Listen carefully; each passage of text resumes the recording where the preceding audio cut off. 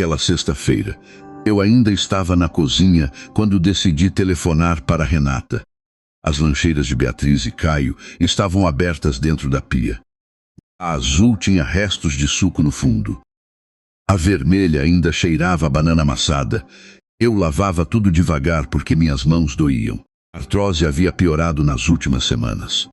Alguns dias, meus dedos amanheciam tão rígidos que eu precisava deixá-los alguns minutos debaixo da água morna antes de conseguir fechar os botões da blusa. Mesmo assim, eu acordava antes das 6 todos os dias, preparava o café, cortava as frutas, fazia os sanduíches. Recebia meus netos às 6h30 e cuidava deles até Renata aparecer, quase sempre depois das 8 da noite, de segunda a sábado. Havia quase 4 anos. Naquela semana, minha pressão tinha subido e eu tinha consulta cedo na segunda-feira. O médico já havia dito que eu precisava diminuir o cansaço. Por isso, respirei fundo e apertei o nome da minha filha na tela. Renata atendeu no quarto toque. Oi, mãe. Aconteceu alguma coisa com as crianças? Não, filha. Está tudo bem. Então fala rápido, que estou terminando um relatório. Olhei para a lancheira coberta de espuma. Neste domingo eu queria ficar em casa. Do outro lado, vi silêncio. Continuei. Só este domingo. Estou cansada e tenho consulta na segunda-feira. Queria descansar um pouco. Renata demorou alguns segundos para responder. Quando falou, sua voz já não parecia a mesma. Você está falando sério, mãe? Estou, justo neste domingo. Eu quase nunca peço nada. Depois de tudo que eu faço pela senhora, vai ser egoísta justo agora. Fiquei imóvel. A água continuava correndo sobre minhas mãos. Egoísta? Paulo e eu já fizemos planos. As crianças estão animadas. A senhora sabe como é difícil termos um tempo juntos. Eu cuido deles 6 dias por semana. Porque gosta. Claro que gosto, mas também canso. Renata soltou uma risada curta. Então agora vai jogar seus netos na minha cara? Fechei a torneira. Não estou jogando ninguém na sua cara. Pedi um domingo. A senhora sempre diz que eles são tudo para você. E são. Então, prove. A palavra me feriu mais do que deveria. Durante anos, eu acreditava que cada cansaço suportado era uma prova de amor. Cada compromisso desmarcado. Cada remédio adiado. Passado em casa, enquanto Renata ia à academia ou a um churrasco. Preciso adoecer para provar que amo meus netos, respondi. Renata ficou em silêncio. Depois falou com frieza. Tudo bem. Só não reclame depois quando eles se afastarem. Você está me ameaçando com as crianças? Estou apenas dizendo que vínculo precisa ser mantido. Vínculo. Não é obrigação. Ela desligou. Fiquei olhando para o celular, sentindo um vazio dentro do peito. Parede da cozinha. Havia uma fotografia de Antônio, meu marido, tirada poucos meses antes de morrer. Aproximei-me dela. Será que fui uma mãe ruim por pedir um dia? A casa permaneceu em silêncio. Poucos minutos depois, o telefone vibrou. Pensei que fosse Renata voltando para pedir desculpas. Era uma mensagem de um número desconhecido. Boa noite, Dona Lúcia. Meu nome é Patrícia, sou corretora de imóveis. Sua filha solicitou uma avaliação preliminar da sua casa. Podemos conversar? Li 2 vezes, depois uma terceira. Eu ainda morava ali. A casa estava em meu nome. Nunca havia pedido avaliação alguma. Naquela noite, pensei que tinha perdido o amor da minha filha por causa de um domingo. Parecia abatido. Mas ainda não sabia que Renata estava contando com algo muito maior do que meu tempo. Ela já fazia planos para minha casa como se eu não estivesse mais dentro dela. Todos os dias eu acordava às 5h40 da manhã. Quase nunca precisava do despertador. Meu corpo já havia aprendido o horário das crianças. Eu colocava água para ferver, mixava café e separava 2 frutas sobre a mesa. Beatriz gostava de maçã cortada em pedaços pequenos. Caio só comia a banana. Se eu amassasse com um pouco de aveia, depois preparava os sanduíches, conferia os cadernos e deixava os uniformes dobrados sobre o sofá. Às 6h30, o carro de Renata parava diante do portão. Na maioria das vezes, ela nem descia, abaixava o vidro e falava depressa. Mãe, o Caio está com tosse. A Bia precisa terminar um trabalho de ciências. Coloquei umas roupas sujas na mochila. Eu abria a porta de trás, ajudava as crianças a sair e respondia sempre da mesma maneira.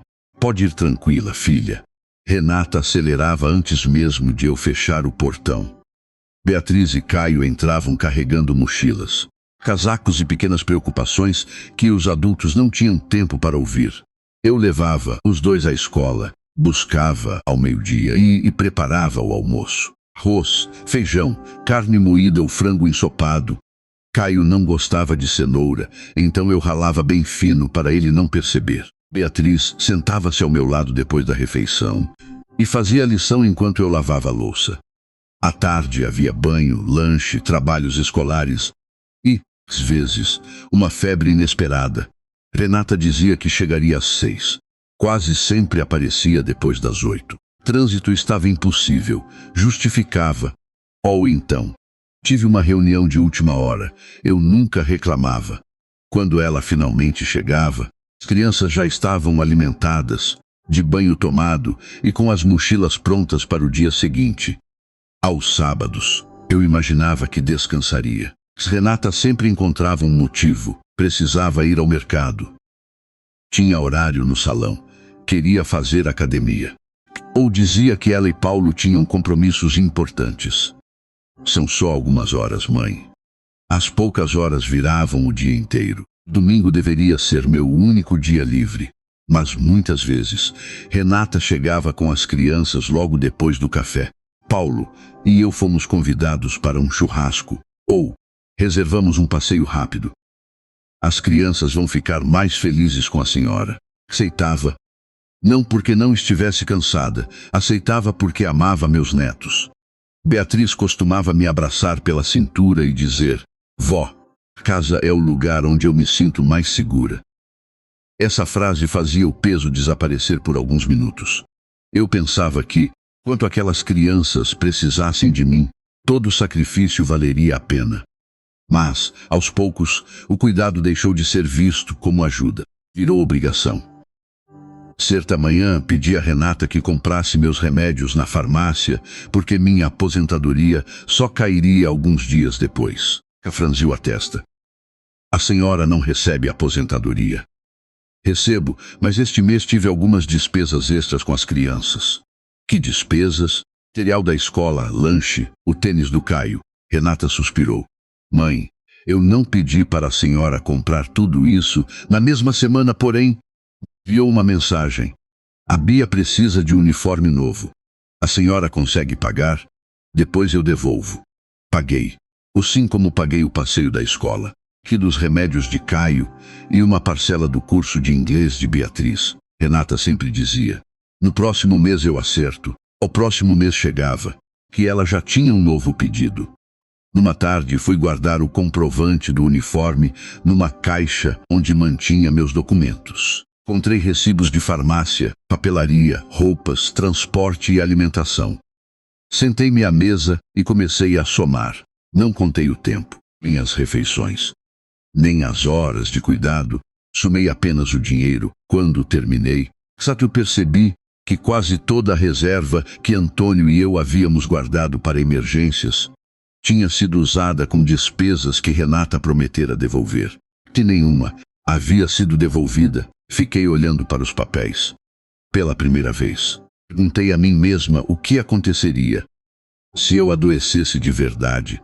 Quem cuidaria de mim enquanto eu passava os dias cuidando de todos os outros?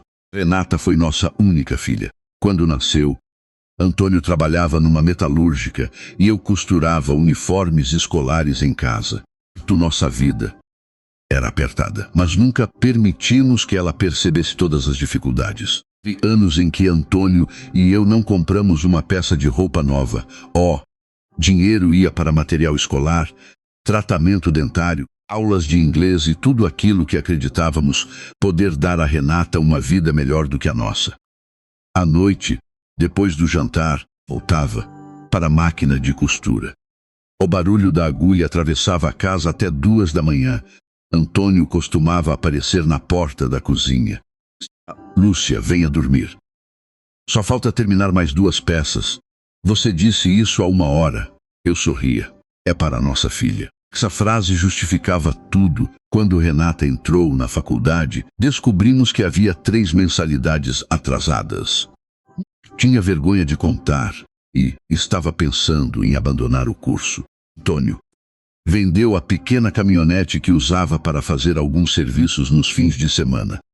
Você precisa dela, eu disse. Precisa terminar os estudos. Pagamos bem as mensalidades. Eu aceitei mais encomendas. Durante 4 anos. Nossa vida girou em torno da formação de Renata. No dia da formatura, ela nos abraçou e prometeu: um dia vou devolver tudo o que fizeram por mim. Nunca cobramos. Quando se casou com Paulo, ajudamos com a entrada do apartamento. Antônio retirou parte da reserva que guardávamos para a velhice. Preparei salgados para a festa e ainda paguei o vestido. Depois nasceu Beatriz. Renata precisava voltar ao trabalho e não queria deixar a menina com uma pessoa desconhecida. É só até encontrarmos alguém de confiança, disse. Fiquei com minha neta. O que deveria durar alguns meses continuou por anos. Quando Caio nasceu prematuro, passei semanas no hospital. Dormia sentada numa cadeira de plástico.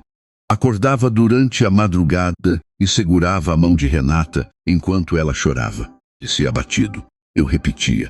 Quando Caio finalmente recebeu alta, fui para a casa deles ajudar. Cuidava do bebê. Preparava comida, lavava roupas e acompanhava a Beatriz. Naquela época, Antônio ainda estava vivo. Certa noite, ele me encontrou massageando as costas. Você não pode continuar fazendo tudo sozinha. Renata precisa de mim e você precisa descansar. É só uma fase. Ele me olhou com uma tristeza que só compreendi muitos anos depois. Para você, todas as necessidades da nossa filha viram uma fase. As fases nunca terminam. Pouco tempo depois, Antônio adoeceu. Mesmo durante o tratamento dele, continuei ajudando Renata. Saía do hospital, estava na escola das crianças e depois voltava para casa para costurar. Quando meu marido morreu, pensei que minha filha ficaria mais próxima. Nos primeiros meses ela telefonava todos os dias. Mãe, agora eu vou cuidar da senhora como vocês cuidaram de Aminhada. Mas, aos poucos, as ligações começaram a ter sempre o mesmo motivo. A senhora pode ficar com as crianças amanhã? Depois virou todos os dias, depois os sábados. Por fim, quase todos os domingos. Nunca fiz contas, nunca cobrei alimentação, transporte, remédios ou roupas. Nunca calculei quanto custaria uma cuidadora por 6 dias inteiros. Eu não chamava aquilo de trabalho. Chamava de amor. Certa noite, Beatriz me encontrou sentada na cozinha massageando as mãos. Vó, por que sua mão está tremendo? É só cansaço, meu amor. Ela franziu a testa. Então por que a mamãe não deixa você descansar? Não soube responder. No dia seguinte, enquanto Caio desenhava no chão da sala, começou a falar sem levantar os olhos. O papai disse que a vovó não pode parar agora. Meu coração apertou. Por que ele disse isso? Caio continuou colorindo. Porque a gente ainda precisa da casa da vovó. A caneta escapou da minha mão. Beatriz olhou para o irmão e falou depressa. Caio, fica quieto. Mas o silêncio dela confirmou que também havia escutado. Aproximei-me dos dois. Que história é essa da minha casa?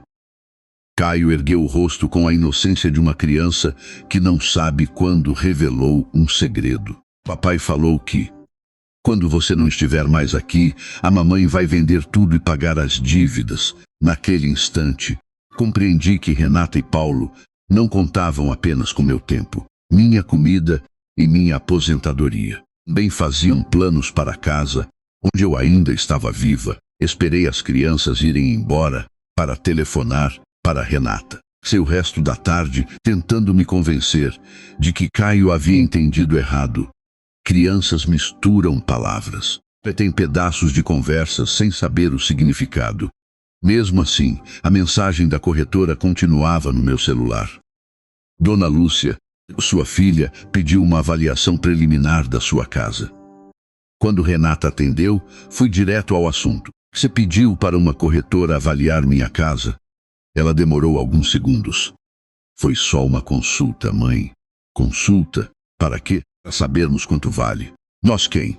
Renata suspirou. Mãe, um dia essa casa vai precisar ser resolvida. A palavra me incomodou. Resolvida por quem? Por mim, ué. Sou sua única filha. Olhei ao redor. A sala onde Antônio colocara o piso. Janela diante da qual Beatriz aprendera a dar os primeiros passos. O corredor, onde Caio corria atrás de um carrinho vermelho. Eu estava viva, lúcida e morava ali.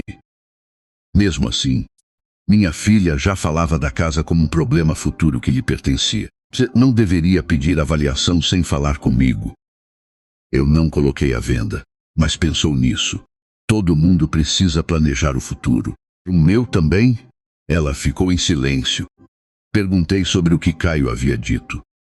Paulo comentou que vocês precisam da casa para pagar dívidas.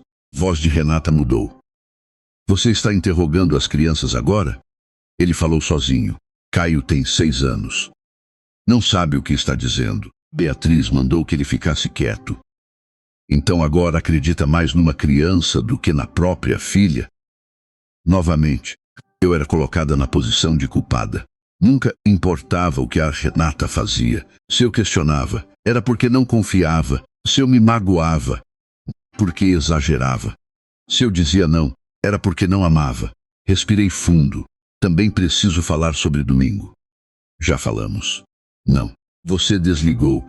Renata explicou que havia reservado um hotel fazenda com Paulo. A diária já estava paga. Eles planejavam sair cedo no sábado e voltar apenas no domingo à noite. Se a senhora desistir agora, vamos perder dinheiro. Eu não estou desistindo. Nunca concordei em ficar com as crianças neste fim de semana. Mãe, a senhora sabe que não temos com quem deixar. Então não deveriam ter reservado antes de perguntar. Eu achei que podia contar com você. Pode contar comigo. Mas não decidir por mim. Ela soltou uma risada amarga. Desde quando ficar com os próprios netos virou um sacrifício tão grande, minhas mãos começaram a doer apenas por apertar o celular. Desde que passou a acontecer 6 dias por semana, a senhora sempre disse que eles eram tudo para você. E são, então prove. A mesma palavra. Como se todo amor precisasse ser pago com cansaço. Amor não precisa ser provado com exaustão. Renata ficou em silêncio. Primeira vez que falei sem me desculpar no final. A senhora está diferente, disse ela. Talvez eu apenas esteja cansada de fingir que não canso. Então fique com o seu domingo. Ela desligou, poucos minutos depois. Abri o WhatsApp para mandar uma mensagem a Beatriz. O grupo da família havia desaparecido. Procurei pelo nome nada. Entrei na conversa individual de Renata e percebi que não conseguia mais ver sua fotografia. Ela havia me removido do grupo. Prestor, filha, me expulsara do espaço onde compartilhávamos aniversários. Fotografias das crianças e notícias da família, porque eu pedira um único dia de descanso. Naquela noite, eu sentei-me na varanda com uma xícara de café, já frio. Não havia barulho de televisão, brinquedos ou passos correndo pelo corredor. Silêncio que eu tanto havia desejado não trouxe paz. Trouxe medo. Medo de que Renata cumprisse a ameaça. Medo de que afastasse meus netos. Medo de que as crianças acreditassem que eu não as queria. Mas, por baixo daquele medo, começava a nascer outra coisa. Pergunta que eu evitara durante anos. Se o amor de minha filha dependia de eu nunca dizer não, seria aquilo amor ou apenas conveniência?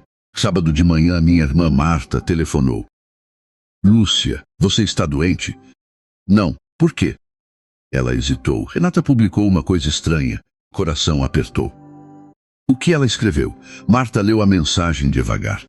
Triste, quando algumas mães ajudam apenas enquanto é conveniente e abandonam os netos quando mais precisamos. Sentei-me à mesa. Renata não mencionara que eu cuidava das crianças 6 dias por semana. Não contou que eu acordava antes das 6, preparava refeições, levava à escola, comprava uniformes e passava noites acordada quando algum deles estava doente, transformou um pedido de descanso em abandono. Pouco depois, outras mensagens começaram a chegar. Uma prima escreveu: "Você deveria pensar nas crianças." Uma cunhada perguntou: "O que aconteceu para você mudar tanto?" Ninguém perguntou como estavam minhas mãos. Ninguém quis saber da consulta médica. Ninguém perguntou há quanto tempo eu fazia tudo sozinha. Respondi apenas a Marta. Eu pedi um domingo, ela ficou em silêncio. Só isso? Isso. Então Renata exagerou. Ela precisava que todos acreditassem que eu era culpada. Passei o dia tentando não olhar o celular. Cada nova notificação fazia meu peito apertar.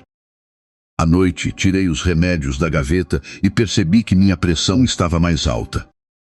Ainda assim, dormi acreditando que Renata respeitaria minha decisão. No domingo, às 7 da manhã, ouvi uma buzina diante do portão. Levantei assustada. Quando abri a janela, vi o carro de minha filha. Renata retirava 2 mochilas e uma mala pequena do porta-malas. Corri até o portão. "O que está fazendo aqui?"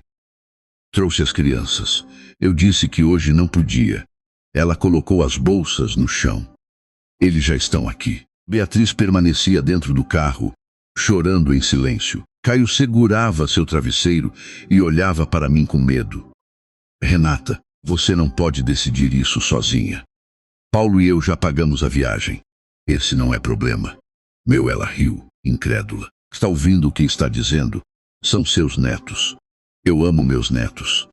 Mas pedi um único dia para cuidar da minha saúde." Renata abriu a porta do carro. As crianças desceram. Caio correu até mim e segurou a barra da minha camisola. "Vó, mamãe disse que você não queria a gente." Abaixei-me com dificuldade. "Eu sempre quero vocês, meu amor. Só estou cansada." Beatriz enxugou as lágrimas. "A gente pode voltar para casa." Renata fechou o porta-malas. "Não podem. Nós vamos sair, então cancele. Não seja ridícula." "Não use seus filhos para me obrigar." Ela se aproximou e falou baixo. "Às vezes, senhora precisa lembrar qual é o seu papel nesta família." Olhei para minha filha. "E qual é?" "Ajudar. Mesmo quando estou doente, senhora não está doente. Está fazendo drama porque quer controlar nossa vida." As palavras me atingiram. Havia passado décadas organizando minha vida ao redor das necessidades dela. Agora, por pedir descanso, era acusada de querer controlar. Beatriz começou a chorar forte. Eu não consegui fechar o portão. Pido, não teria coragem de deixar aquelas crianças na calçada para ensinar uma lição à mãe. Deixei os 2 entrarem. Mas, antes de Renata voltar ao carro, segurei seu braço. "Você conseguiu o que queria. Não confunda meu amor por eles com permissão para me desrespeitar." Ela soltou o braço. "Senhora, está tornando tudo mais difícil do que precisa." "Não. Pela primeira vez, estou dizendo que isto não é normal." Renata abriu a porta do carro. "É melhor não criar mais problemas. Isso é uma ameaça." Ela colocou os óculos escuros. "Ainda precisamos conversar sobre uma procuração." "Procuração para quê?" "Para facilitar as coisas com a casa, o banco e sua aposentadoria." Senti um frio nas costas. Eu não pedi ajuda para cuidar dos meus bens. Ainda não. Ela entrou no carro. Paulo permanecera ao volante durante toda a discussão. Não olhou para mim.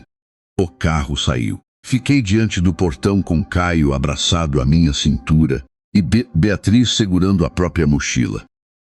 Renata não havia apenas ignorado meu pedido. Sara meus netos para me obrigar a continuar obedecendo. Antes de partir, deixara claro que aquele domingo era apenas o começo. Ser abatido. Ela não queria apenas meu tempo, queria também o direito de decidir o que aconteceria com tudo o que ainda estava em meu nome. Passei o domingo inteiro, cuidando de Beatriz e Caio. Não queria que eles percebessem o quanto a discussão com Renata havia me abalado. Preparei o almoço como sempre. Arroz, feijão, frango assado e salada. Caio brincava no chão da sala. Beatriz me ajudava a colocar os pratos sobre a mesa. Quando levantei a panela de arroz, senti uma pressão forte na cabeça. Minha visão escureceu. Apoiei uma das mãos no balcão, tentando não assustar as crianças. Vó, a senhora está bem? Perguntou Beatriz. Estou. Meu amor. Foi só uma tontura. Tentei dar mais um passo, mas minhas pernas enfraqueceram. A colher caiu no chão. Beatriz correu até mim. Senta. Vó. Ela me ajudou a chegar à cadeira enquanto Caio começou a chorar. A vovó vai morrer? Não vou, meu querido. Mas minha voz saiu fraca. Beatriz pegou meu celular e telefonou para Renata. Ninguém atendeu. Ligou outra vez, depois uma terceira. Por fim, procurou Dona Celina, a vizinha que morava do outro lado da rua. Celina entrou correndo, mediu minha pressão com um aparelho que tinha em casa e ficou assustada. Lúcia, precisamos ir ao pronto atendimento. E as crianças vão conosco. Depois encontramos os pais delas, no hospital, Badádia. O médico explicou que minha pressão estava muito alta, perguntou sobre meus remédios, minha alimentação e o nível de estresse. Senhora precisa descansar, disse. Seu corpo está avisando que chegou ao limite. Renata apareceu quase 3 horas depois. Entrou na sala olhando primeiro para as crianças, depois para mim. Por que a senhora chamou Dona Celina? Demorei alguns segundos para entender a pergunta. Eu quase desmaiei. Beatriz poderia ter continuado ligando para mim. Minha neta respondeu antes. Eu liguei várias vezes. Renata ignorou a vizinhança inteira. Vai pensar que eu abandono minha mãe. Liguei para minha filha, sem acreditar. Sua preocupação é o que os vizinhos vão pensar? Não distorça minhas palavras. Passei mal diante dos seus filhos. Mas está bem agora, não está? A frieza daquela pergunta doeu mais do que a pressão na cabeça. O médico havia acabado de dizer que eu precisava diminuir o estresse. Renata, porém, parecia apenas irritada, porque minha doença havia atrapalhado sua viagem. Na saída, ela pegou as crianças e falou: esta semana elas ficam comigo. A senhora precisa se acalmar. Não perguntou se eu precisava de companhia durante a noite. Não ofereceu ajuda com os remédios. Foi Dona Celina quem me levou para casa e preparou um chá. Durante alguns dias, Renata não apareceu. Depois, no aniversário de uma tia, encontrei quase toda a família reunida. Eu ainda estava cansada. Mas decidi ir porque não queria que dissessem que eu estava me afastando. Assim que cheguei, percebi os olhares. Renata já havia contado sua versão. Durante o almoço, ela falou alto o suficiente para todos ouvirem. Minha mãe ficou difícil depois que envelheceu. Tudo agora é sacrifício, Paulo riu. Dona Lúcia quer férias da função de avó. Algumas pessoas sorriram. Outras abaixaram os olhos. Senti o rosto queimar. Eu havia cuidado dos meus netos durante anos, sem pedir nada. Agora meu cansaço era tratado como piada. Antes que eu respondesse, Beatriz largou o garfo. A vovó não quer férias da gente. Mesa ficou em silêncio. Minha neta continuou, com os olhos cheios de lágrimas. Cló está cansada porque a mamãe deixa a gente lá todos os dias. Renata segurou o braço da filha. Beatriz, pare de falar coisas que não entende. Eu entendo sim. Chega. Caio começou a chorar. Eu me levantei. Brigue com ela por dizer a verdade. Renata olhou para mim com raiva. A senhora está colocando meus filhos contra mim. Eu não precisei dizer nada. Eles vivem dentro dessa história. Fui embora antes do bolo. Quando cheguei em casa, encontrei a porta do antigo quarto de Antônio entreaberta. Eu sempre a mantinha fechada. Entrei. Uma gaveta que permanecia intacta desde a morte dele estava caída no chão. Papéis antigos haviam sido espalhados sobre a cama. O coração começou a bater depressa. Ajoelhei-me diante da gaveta e procurei uma pasta onde Antônio guardava documentos da casa. A pasta ainda estava ali, mas um envelope pardo, que ele me pedira para nunca jogar fora, havia desaparecido. Naquele momento, lembrei-me de que Paulo ficara sozinho em minha casa alguns dias antes. Dissera que precisava usar o banheiro. Agora eu sabia que ele havia procurado outra coisa. Que o documento que desapareceu poderia explicar por que Renata estava tão interessada numa procuração e no valor da minha casa. Passei a noite procurando o envelope. Revirei as gavetas do quarto de Antônio, examinei caixas antigas e abri pastas que não tocava desde sua morte. Via recibos da metalúrgica, fotografias amareladas e documento de quando compramos nossa casa. Mas o envelope pardo não estava em lugar algum. Manhã seguinte, telefonei para Renata. Você ou Paulo entraram no quarto do seu pai? Ela demorou a responder.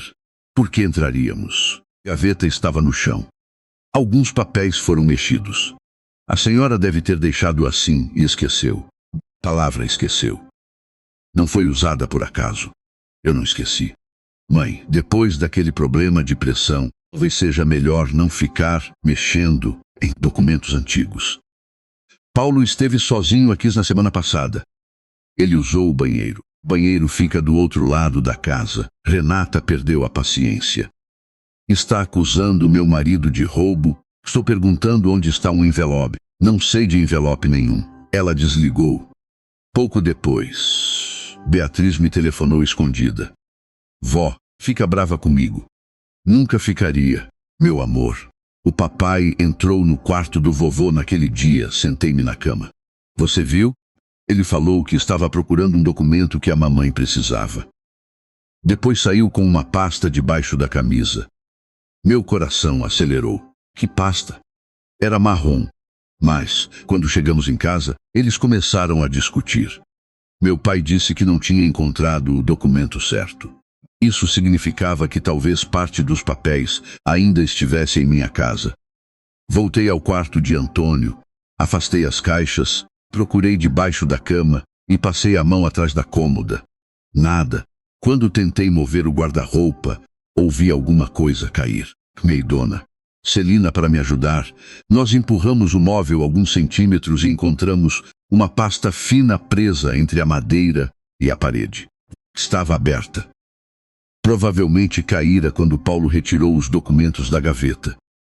Dentro havia comprovantes antigos, papéis referentes à casa e um cartão de um tabelionato no centro de Campinas.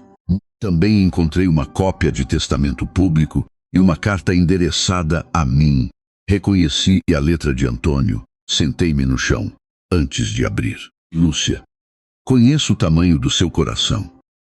Meu medo é que, depois que eu partir, alguém transforme sua bondade em obrigação. Minhas lágrimas caíram sobre o papel.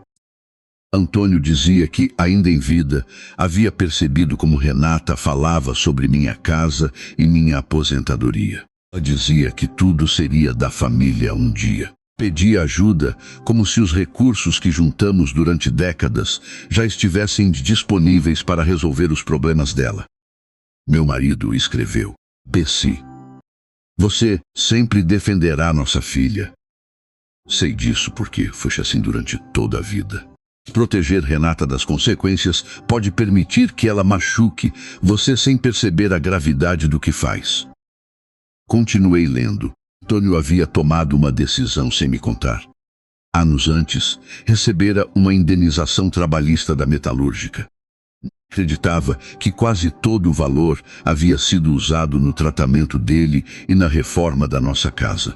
Uma parte fora, destinada à compra de um pequeno imóvel em outro bairro, uma casa simples, com 2 quartos, que permanecia alugada. Antônio tinha outra casa? Perguntou Dona Celina. Parece que sim, os aluguéis eram depositados numa conta destinada à minha segurança. O documento dizia que eu era a única pessoa autorizada a administrar aquela renda. Renata não sabia da existência do imóvel. Talvez Paulo tivesse encontrado alguma referência e, por isso, começara a procurar os documentos. Peguei a cópia do testamento. Algumas páginas estavam faltando. Havia apenas os trechos iniciais e a indicação do tabelionato onde o original fora registrado. O documento mencionava proteção patrimonial, a educação dos netos e limites para qualquer pessoa que tentasse negociar os bens sem minha autorização. mas não explicava todos os detalhes. Precisaria procurar o advogado que ajudara Antônio. No final da carta, meu marido havia escrito: eu fiz este testamento para punir nossa filha. Fiz para garantir que você possa continuar sendo mãe sem deixar de ser dona da própria vida. Se um dia Renata tentar usar seu amor para controlar seu tempo, sua casa ou seu dinheiro, lembre-se de uma coisa: o testamento não foi feito para impedir que ela receba uma herança. Foi feito para impedir que ela puna você por continuar viva. Fechei os olhos e apertei a carta contra o peito. Antônio estava morto havia anos. Mesmo assim, parecia enxergar com mais clareza o que acontecia dentro daquela família do que eu, que ainda vivia no centro dela. Peguei o cartão do tabelionato e telefonei. A funcionária localizou o registro e marcou uma reunião para a manhã seguinte. Antes de desligar, fez uma pergunta. Dona Lúcia, sua filha Renata também participará? Por que ela participaria? A mulher hesitou, porque alguém usando o nome dela tentou obter informações sobre esse mesmo testamento na semana passada. Na manhã seguinte, cheguei ao tabelionato antes do horário marcado. Dona Celina foi comigo. E eu levava a carta de Antônio dentro da bolsa e segurava o cartão do cartório com tanta força que ele já estava dobrado nas pontas. Renata e Paulo chegaram alguns minutos depois. Minha filha carregava uma pasta preta. Paulo entrou olhando ao redor, como se já conhecesse o lugar. Por que eles estão aqui? Perguntei à funcionária. Antes que ela respondesse, Renata se aproximou. Mãe, soube que a senhora marcou uma reunião sobre os documentos do papai. Como soube? Ela evitou meus olhos. Não importa. Achei melhor vir para ajudar. Eu não pedi ajuda. Paulo colocou a pasta sobre a mesa. Trouxemos uma procuração. Facilita para todo mundo. Abriu o documento e empurrou uma caneta em minha direção. Com isso, Renata pode cuidar da casa, as contas e de qualquer assunto relacionado à herança. Não toquei na caneta. A reunião nem começou, e vocês já querem minha assinatura. Estamos tentando proteger a senhora. Respondeu Renata, a mesma frase que ela usava sempre que queria decidir por mim. A porta se abriu, e um advogado entrou. Chamava-se Dr. Gustavo Martins. Eu o reconheci de uma fotografia antiga guardada entre os papéis de Antônio. Ele cumprimentou todos e pediu que nos sentássemos. Fui responsável pela elaboração do testamento de Antônio Ferreira, explicou. Antes de começarmos, preciso esclarecer que Dona Lúcia está plenamente apta a administrar os próprios bens. Nenhuma procuração é necessária. Paulo recolheu a caneta devagar. Dr. Gustavo abriu uma pasta lacrada. Antônio deixou instruções muito específicas. Retirou o testamento público e começou a ler os principais pontos. A casa onde eu morava continuaria exclusivamente sob minha administração. Ninguém poderia vendê-la, usá-la como garantia ou iniciar qualquer negociação sem minha autorização expressa e presencial. Parte disponível dos bens de Antônio havia sido destinada diretamente à educação de Beatriz e Caio. Os valores permaneceriam protegidos até que alcançassem a idade prevista no documento. Renata não poderia movimentar esse dinheiro. Minha filha ficou pálida. Então meu pai não confiava em mim? O advogado não respondeu imediatamente. Olhou para mim. Antônio confiava no que observava. Continuei em silêncio. Dr. Gustavo revelou então a existência da pequena casa alugada em outro bairro. Imóvel, o infora comprado com parte da indenização trabalhista de Antônio.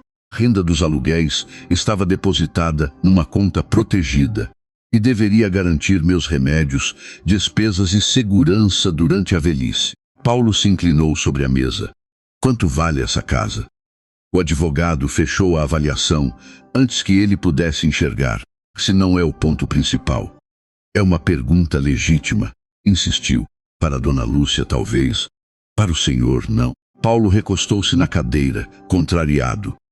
Eu percebi que ele ouvira toda a explicação sobre minha segurança e os estudos dos filhos. Mesmo assim, Primeira preocupação fora o valor do imóvel. Renata começou a chorar. A senhora colocou o papai contra mim. Aquela acusação ainda tinha força para me ferir. Mas, dessa vez, eu tinha a carta de Antônio. Seu pai escreveu o testamento quando eu ainda defendia tudo o que você fazia. Então por que nunca me contou que ele sabia que eu tentaria convencê-lo a mudar? Doutor Gustavo retirou outra folha. Antônio deixou uma mensagem para a filha. Limpou o rosto, o advogado leu. Renata, herança não é pagamento por parentesco. É responsabilidade. Quem deseja receber amor, precisa primeiro aprender a não explorar quem ama. Sua mãe não nasceu para resolver todos os problemas da família. Tem direito ao descanso, à segurança e à própria vida. Minha filha começou a balançar a cabeça. Isso não parece coisa do meu pai. A assinatura foi reconhecida e o documento foi registrado, respondeu o advogado. Paulo apontou para a pasta que levara. Se Dona Lúcia quiser nos autorizar a administrar tudo, ela poderá tomar decisões dentro dos limites legais, disse Dr. Gustavo. Nenhum bem poderá ser movimentado por pressão ou sem verificação direta da vontade dela. Peguei a procuração que Renata trouxera. Li os primeiros parágrafos. Os poderes eram amplos. Permitiriam movimentar contas, negociar imóveis, assinar empréstimos e representar-me diante de bancos e cartórios. Rasguei a folha ao meio. Renata se levantou. Senhora está escolhendo dinheiro em vez da família. Não coloquei os pedaços sobre a mesa. Estou escolhendo continuar viva sem pedir permissão. Depois de tudo que fizemos pela senhora, o que fizeram? Minha voz não saiu alta. Ninguém interrompeu. Deixaram seus filhos comigo 6 dias por semana. Usaram minhas economias. Entraram em minha casa escondidos. Procuraram meu testamento e pediram uma avaliação do imóvel sem me contar. Renata enxugou as lágrimas com raiva. Então está decidido. Prefere seus bens. Não verá mais as crianças. Meu peito apertou. Beatriz e Caio eram a parte mais fácil de usar contra mim. Antes, teria implorado. Teria prometido qualquer coisa para não perder meus netos. Naquele dia, segurei a carta de Antônio dentro da bolsa. Você pode afastá-los por algum tempo, respondi. Mas um dia eles entenderão por quê. Renata pegou a pasta. Não reclame depois quando ficar sozinha. Ela saiu. Paulo ainda permaneceu por alguns segundos.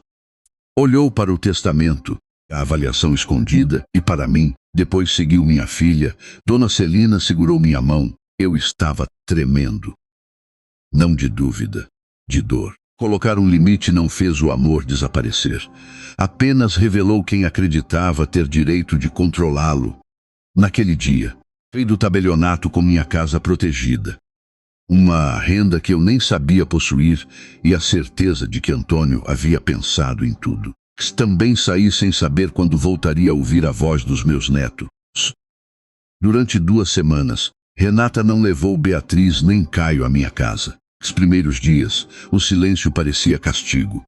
Eu acordava às 5h40 por hábito, colocava água para ferver e por alguns segundos, esquecia que não precisava preparar lancheiras. A maçã permanecia inteira na fruteira. A aveia de Caio continuava no armário. Nenhuma mochila era deixada sobre o sofá. Eu havia pedido descanso, mas não imaginava que ele viria acompanhado da ausência dos meus netos. Todas as tardes, perto do horário em que eu costumava buscá-los na escola, caminhava até o portão. Fingia verificar a caixa de correio. Verdade, esperava ver o carro de Renata dobrando a esquina. Ele nunca aparecia. Minha filha também não telefonava. As mensagens que eu enviava para Beatriz não eram entregues. Não sabia se Renata havia bloqueado meu número no celular da menina ou se apenas retirara o aparelho dela. A saudade me fazia duvidar da decisão. À noite, cheguei a pegar a procuração rasgada e pensei em ligar para minha filha. Talvez eu pudesse prometer que voltaria a cuidar das crianças todos os dias. Talvez, se pedisse desculpas, tudo retornasse ao normal. Então abri a carta de Antônio. Li novamente. Quem ama você não deve usar a ausência para obrigá-la a entregar sua paz. Guardei o telefone. Saudade continuou doendo, mas não permiti que ela decidisse por mim. Aos poucos, recuperei uma rotina que quase havia esquecido. Voltei à igreja durante a semana. Passei a caminhar na praça com Dona Celina. Retomei pequenos serviços de costura para as vizinhas. Primeira tarde em que me sentei diante da máquina, minhas mãos doeram. Mesmo assim, senti alegria ao ouvir o barulho da agulha atravessando o tecido. Era uma atividade escolhida por mim. Ninguém deixaria uma sacola de roupas pela manhã e exigiria tudo pronto à noite. Também comecei a almoçar devagar. Durante anos, eu comia em pé, um prato servido e uma tarefa da escola. Naquela nova rotina, descobri que o silêncio podia ser mais do que abandono. Podia ser descanso. Quanto isso, Renata e Paulo começaram a enfrentar a vida sem minha ajuda. Soube, por Marta, que contrataram uma mulher para buscar as crianças na escola e ficar com elas durante a tarde. Cuidadora não aceitava trabalhar aos sábados, também cobrava pelas horas extras. Depois de 2 semanas, Renata reclamou para minha irmã. Um absurdo o quanto essas pessoas cobram. Marta respondeu. Talvez agora você entenda o valor do que sua mãe fazia de graça. Renata não gostou. Paulo precisou reduzir as viagens de trabalho. Eles cancelaram o Hotel Fazenda, diminuíram os jantares fora e passaram a dividir as tarefas que, durante anos, colocaram sobre mim. Certa noite, segundo Beatriz me contou depois, Paulo olhou para as contas e disse: sua mãe fazia tudo isso 6 dias por semana. Como nunca percebemos. Renata respondeu. Fazia porque queria. Mas nem ela pareceu acreditar completamente naquela frase. Beatriz parou de conversar com a mãe além do necessário. Caio perguntava todos os dias: quando a gente vai voltar para a casa da vovó? Renata dizia que eu precisava aprender uma lição. Foram as crianças que começaram a ensinar alguma coisa a ela. Na escola, Beatriz recebeu uma tarefa: escrever sobre uma pessoa importante em sua vida. Sua redação tinha o título: A pessoa que cuidou de mim quando todos estavam ocupados. A professora leu o texto, emocionou-se e pediu autorização para enviar uma cópia. Beatriz usou o telefone da secretaria para mandar a fotografia à Dona Celina. Quando recebi, sentei-me na varanda para ler. Minha neta escreveu sobre os almoços, as tardes de tarefa, as noites e os bolos de fubá que eu fazia mesmo quando minhas mãos doíam. Última linha, colocou. Minha avó me ensinou que amar alguém não significa deixar essa pessoa cansada até adoecer. Apertei o papel contra o peito e chorei. Não porque me sentisse recompensada. Porque Beatriz havia compreendido aquilo que os adultos se recusavam a enxergar. Naquela mesma noite, pouco depois das 7, ouvi uma batida no portão. Meu coração disparou. Pensei que fossem as crianças. Quando abri a janela, vi Renata sozinha. Ela não carregava a pasta com a procuração. Não trazia Beatriz nem Caio. Segurava apenas uma velha caixa de costura que pertencera a Antônio. Desci até o portão, mas não abri imediatamente. O que você quer? Renata ergueu a caixa. Seus olhos estavam vermelhos. Vim devolver uma coisa que nunca deveria ter saído desta casa. Reconheci a caixa, onde Antônio costumava guardar documentos importantes e pequenos objetos da metalúrgica. Foi Paulo quem pegou? Minha filha baixou a cabeça. Foi, e você sabia? Ela demorou alguns segundos para responder. Sabia. Aquela palavra doeu mais do que todas as ofensas. Renata colocou a caixa entre nós. Mãe, preciso contar o que planejávamos fazer com sua casa. Olhei para minha filha. Pela primeira vez. Ela não estava ali para exigir meu tempo, minha assinatura ou meu dinheiro. Estava ali para confessar até onde pretendia ir. Abri o portão e deixei Renata entrar. Ela caminhou até a cozinha em silêncio e colocou a velha caixa de costura de Antônio sobre a mesa. Durante alguns segundos, nenhum de nós falou. Aquela caixa havia pertencido ao meu marido desde os primeiros anos de trabalho na metalúrgica. Fora guardava linhas, botões e agulhas. Por dentro, Antônio escondia recibos, documentos e tudo aquilo que considerava importante. Renata levantou a tampa. O envelope que desaparecera do quarto estava ali. Paulo encontrou isto quando entrou na sua casa. Confessou. Você sabia? Ela apertou os dedos. Sabia. Embora já tivesse ouvido aquela resposta no portão, sentia a dor novamente. Que não devolveu. Porque descobrimos a existência da outra casa. E imaginaram que poderiam ficar com ela também? Renata começou a chorar. Nós estávamos endividados.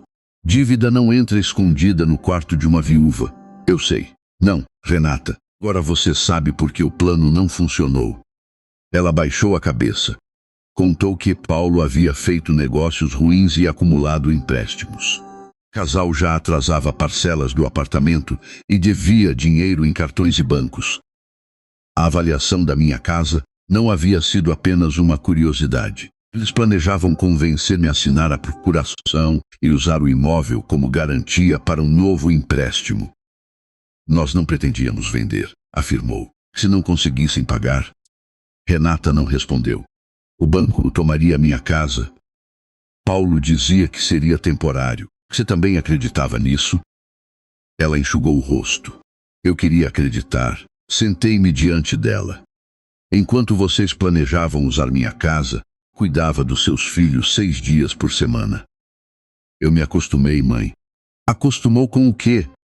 Com a senhora resolvendo tudo. Sinceridade me feriu, mas também trouxe uma clareza que eu nunca tivera. Renata continuou. Quando a senhora pediu aquele domingo, fiquei com raiva porque percebi que nossa vida não funcionava sem sua ajuda. Em vez de agradecer, senti como se estivesse tirando algo que me pertencia. Meu tempo nunca pertenceu a você. Eu sei. Minha casa também não. Ela sentiu. Retirei da caixa a carta de Antônio. Seu pai não deixou esses documentos para afastar você de mim. Deixou para impedir que eu desaparecesse tentando salvar você. Renata cobriu o rosto. A senhora nunca vai me perdoar. Perdoar não é voltar a permitir a mesma ferida. Ela ergueu os olhos. Então o que acontece agora? Respirei fundo. Havia pensado muito naquela resposta. Posso cuidar de Beatriz e Caio 2 tardes por semana. Renata pareceu surpresa. Só 2? 2 tardes combinadas com antecedência. Emergências verdadeiras serão diferentes. E os sábados? Serão meus. Menos que eu escolha outra coisa. Mãe, eu trabalho. Eu também trabalhei a vida inteira. E continuo tendo uma vida. Expliquei que alimentação, uniformes, remédios e despesas escolares voltariam a ser responsabilidade dos pais. Ninguém entraria em minha casa sem autorização. Eu não assinaria procuração. Não permitiria que meu imóvel fosse usado como garantia. Qualquer nova pressão financeira encerraria imediatamente toda a ajuda. Renata permaneceu em silêncio. Isso parece um contrato, murmurou. Que as promessas da família deixaram de ser suficientes. Bem, expliquei que a renda da pequena casa comprada por Antônio passaria a pagar meus remédios, um plano funerário e uma reserva para emergências. Parte do dinheiro ajudaria nos estudos dos netos, mas os pagamentos seriam feitos diretamente à escola. Renata não administraria nenhum valor. Senhora não confia mais em mim. Confiança não volta porque você chorou. Volta quando suas atitudes mudam. Ela recebeu as palavras sem discutir. Pela primeira vez, não tentou transformar meu limite em crueldade. Levantou-se e caminhou até a porta. Antes de sair, olhou para a cadeira vazia diante da mesa. Mãe, ainda existe um lugar para mim nesta casa? Olhei para minha filha. Ainda a amava, mas finalmente compreendia que amar não significava entregar-lhe o comando da minha vida.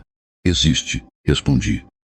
Mas desta vez, você terá que entrar como filha, não como dona. Renata assentiu e saiu. Fechei o portão devagar. Não sabia se ela realmente mudaria. Mas sabia que, quando voltasse, Não encontraria mais a mesma mulher que aceitava qualquer coisa por medo de ficar sozinha. Alguns meses depois, acordei num domingo sem o som do despertador. A casa estava silenciosa, por alguns segundos. Meu corpo ainda esperou ouvir passos pequenos no corredor, ou uma buzina diante do portão. Mas nada aconteceu. Levantei devagar, abri as janelas e passei café. O sol entrava pela cozinha, iluminando a máquina de costura que eu havia voltado a usar algumas tardes por semana, para pagar contas da família. Não para cobrir dívidas de Renata. Costurava, porque gostava de sentir o tecido entre os dedos e porque algumas vizinhas começaram a me procurar para pequenos ajustes. Naquela manhã, fui à missa sem olhar o relógio. Conversei com Dona Celina na saída, comprei pão e voltei para casa caminhando devagar. Quando dobrei a esquina, vi 3 pessoas diante do portão. Renata segurava uma travessa coberta por um pano. Beatriz carregava flores. Caio mostrava um desenho através das grades. Parei alguns passos antes. Minha filha não tentou abrir. Me chamou como se a casa ainda fosse uma extensão da vida dela. Esperou. "O que estão fazendo aqui?" perguntei. Renata respirou fundo. "Podemos almoçar com a senhora?" Olhei para as crianças. "Vieram porque precisam que eu cuide deles?" Ela balançou a cabeça. "Não, Paulo está em casa. Nós viemos porque queríamos passar o domingo com você." Caio ergueu o desenho. "Fiz a gente todo junto, vó." Abri o portão. Beatriz me abraçou primeiro. Caio entrou correndo e deixou os sapatos no meio da sala, como sempre fazia. Pela primeira vez, aquela pequena bagunça não parecia uma tarefa colocada sobre mim, parecia apenas visita. Renata trouxe lasanha. Havia preparado arroz e uma salada simples. Durante o almoço, ela serviu meu prato antes do próprio. Depois recolheu a mesa e começou a lavar a louça. "Pode deixar", falei por hábito. Ela virou-se. "A senhora cozinhou." "Eu lavo." Foi um gesto pequeno. Mas mudança verdadeira quase sempre começa em coisas pequenas. Nos meses anteriores, Renata passou a buscar as crianças nos horários combinados, quando precisava de ajuda fora das 2 tardes que acertamos. Perguntava antes. Algumas vezes ouviu meu não, em silêncio. Outras, ainda demonstrou irritação. Mas não ameaçou afastar meus netos, não falou sobre minha casa, pediu procuração. Também começou a devolver, aos poucos, parte do dinheiro que eu havia gasto com despesas das crianças nos meses anteriores. Exigira tudo. Queria apenas que ela aprendesse que o cuidado dos próprios filhos era responsabilidade dela e de Paulo. O casamento dos 2 continuava difícil. As dívidas não desapareceram. Já não eram colocadas sobre meus ombros, como se eu tivesse obrigação de salvar o casal. Depois do almoço, a contos, Beatriz encontrou a carta de Antônio sobre a estante. "Vó, qual foi o melhor presente que o vovô deixou para a senhora?" Pensei na pequena casa alugada, na renda protegida, no testamento que garantiu meus direitos e os estudos das crianças. Nenhuma dessas coisas era a resposta principal. Ele me lembrou que eu também precisava cuidar de mim. Beatriz sorriu. "A senhora cuida." Prendendo. No fim da tarde, Caio adormeceu no seu sofá. Renata sentou-se ao meu lado na varanda. Durante alguns minutos, observamos as crianças em silêncio. "Desculpe por ter chamado a senhora de egoísta", disse. Olhei para minha filha. Aquilo doeu. Eu sei, não por causa da palavra.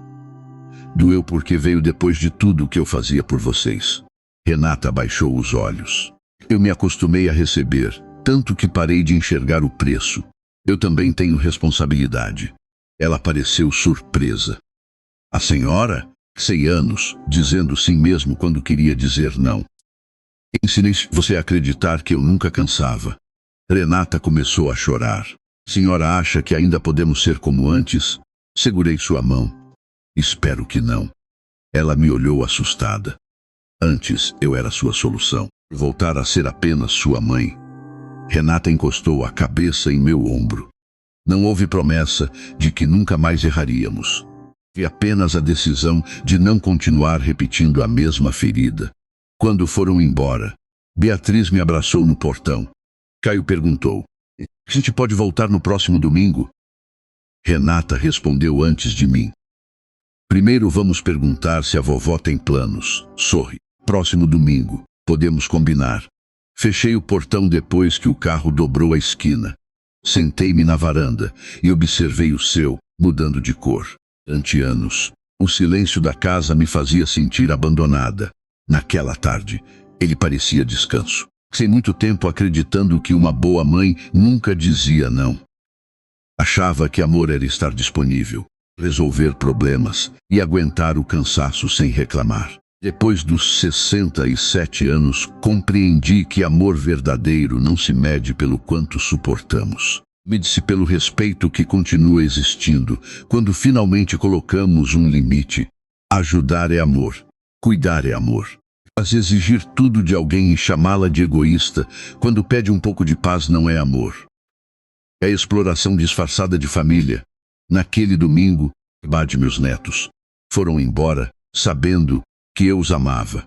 Minha filha saiu sabendo que eu ainda tinha um lugar para ela. E eu permaneci sozinha sem sentir que havia perdido ninguém. Porque, pela primeira vez, eu não estava abandonada, estava descansando.